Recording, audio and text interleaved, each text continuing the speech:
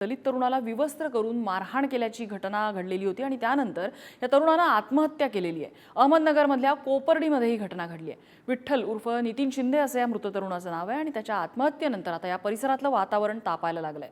आरोपींना अटक करण्याची मागणी करत मृतदेह ताब्यात घ्यायला नातेवाईकांनी नकार दिलेला आहे।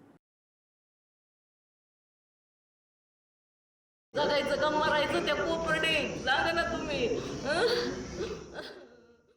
नाच गाण्यासाठी मारतात का माझ्या भावाला आणून मारून परत पोलिसांच्याच गाड्यात हात टाकून हिंड त्याचा आरोपी आम्ही काय समजायचं तुम्ही सांगा मग।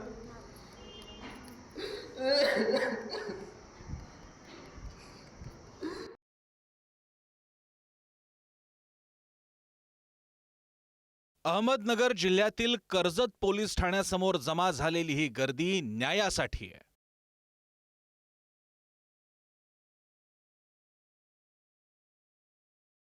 कोपर्डी गावातील विठ्ठल उर्फ नितीन शिंदे या दलित व्यक्तीला झालेल्या अमानुष मारहाणीनंतर त्यानं आत्महत्या केली। या प्रकरणातील आरोपींना तातडीनं अटक करण्याच्या मागणीसाठी मृत विठ्ठल शिंदे यांच्या कुटुंबियांनी पोलीस ठाण्यातच ठिय्या देण्याची भूमिका घेतली। विठ्ठल शिंदे यांची दोन्ही मुलं या प्रसंगानं पोरकी झाली आहेत, तर अपंग असलेले पिता आणि इतर परिवारासमोर आता करायचं काय हा प्रश्न निर्माण झालाय।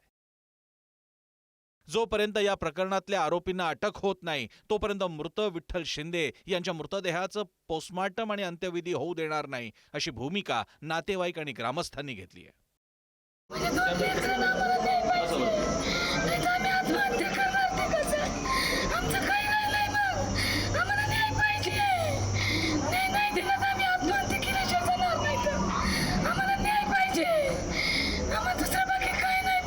काय करायचं, जगायचं का मरायचं त्या कोपर्डी सांगा ना तुम्ही।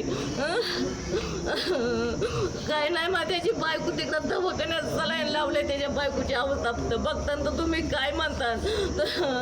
काय करायचं आम्ही, माझा नवरा अपंग आहे, आम्ही काय करायचं। जसं आमच्या माणसाचे हाल झालेत ना तर त्यांचे तसे हालाल करून इथं आणू तुमच्या समोर आणि ते करायला भाग पाडू नका आम्हाला। आमचा हा इशारा समजा तुम्ही, फक्त तुम्हाला विनंती आहे तुम्ही 6 तासामध्ये तो आरोपी इथं आला पाहिजे। याच्या पलीकडे आम्हाला काही बोलायचं नाही। फक्त आमच्या रोषाला तुम्ही सामोरे जाऊ नका, आम्हाला अजून उग्र व्हायला लावू नका, ही आमच्या समाजाच्या वतीने तुम्हाला कळकळीची विनंती आहे, हात जोडून विनंती आहे।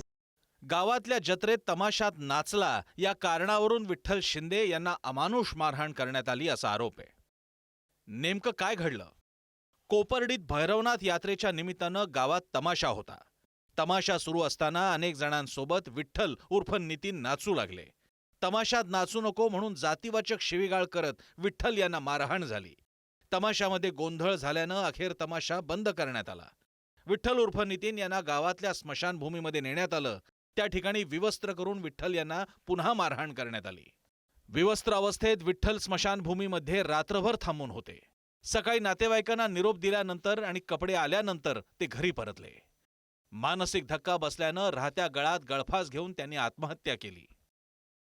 बंटी सुद्रिक, स्वप्नील सुद्रिक आणि वैभव सुद्रिक या तिघांनी ही मारहाण केल्याचा आरोप नातेवाईकांकडून करण्यात येतोय।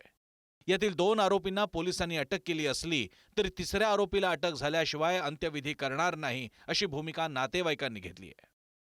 रात्री कोपर्डी येथे दाखल झालेल्या गुन्ह्याच्या संदर्भामध्ये एकूण 3 आरोपींची नावं आहेत। त्याच्यामध्ये 2 आरोपी आम्ही ताब्यात घेऊन त्यांना अटक करण्यात आलेली आहे। तिसऱ्या आरोपीच्या शोधात टीम घेत आहे।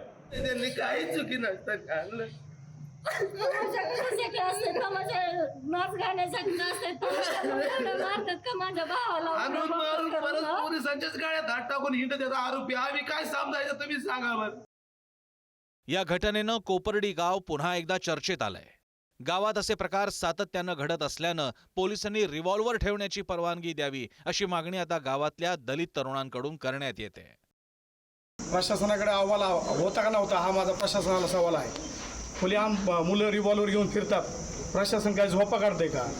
तर जर त्यांना रिव्हॉल्वर परवाना मिळत असेल तर माझ्या समाज बांधवाला, कोपर्डीतल्या सर्व समाज बांधवांना प्रशासनाने सरसकट रिव्हॉल्वर परवाना दिला पाहिजे अशी आमची या ठिकाणी मागणी आहे। आणि प्रशासनाला विनंती करतो की जो तिसरा आरोपी, मुख्य आरोपी आहे स्वप्नील बबन सुद्रिक, याला तातडीनं अटक करा अन्यथा याचे परिणाम आणि याचे पडसाद महाराष्ट्रभर तीव्र स्वरूपाचे होतील.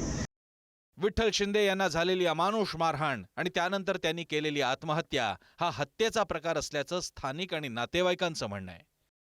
यापूर्वीही 2016 साली एका अल्पवयीन मुलीवरील अत्याचार आणि हत्या प्रकरणानं कोपर्डी गाव चर्चेत आलं होतं. पीडित तरुणी ही मराठा समाजातली होती. या प्रकरणात 3 आरोपींना दोषी ठरवण्यात आलं होतं. 2017 साली या तिघांना फाशीची शिक्षा सुनावण्यात आली होती. या प्रकरणातील एका दोषीनं त्यानंतर तुरुंगात आत्महत्या केल्याची घटनाही घडली होती. 2016च्या घटनेतील दोषींना फाशी व्हावी या मागणीसाठी मराठा समाजाच्या वतीनं गेल्या काही वर्षांपासून सातत्यानं मागणी करण्यात येते.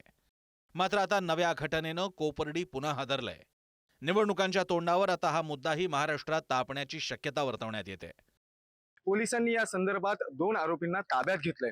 मात्र कुठेतरी सर्व आरोपी जोपर्यंत अटक होत नाही तोपर्यंत मृतदेह ताब्यात घेणार नसल्याची भूमिका विठ्ठल शिंदे याच्या कुटुंबियांनी घेतली आहे. दरम्यान पोलीस विठ्ठल शिंदे याच्या कुटुंबियांना समजावण्याचा प्रयत्न करत आहे, तर लवकरात लवकर उर्वरित सर्व आरोपींना अटक करण्याचं आश्वासन पोलीस देत आहेत. उमेर सय्यद, पुढारी न्यूज, अहमदनगर.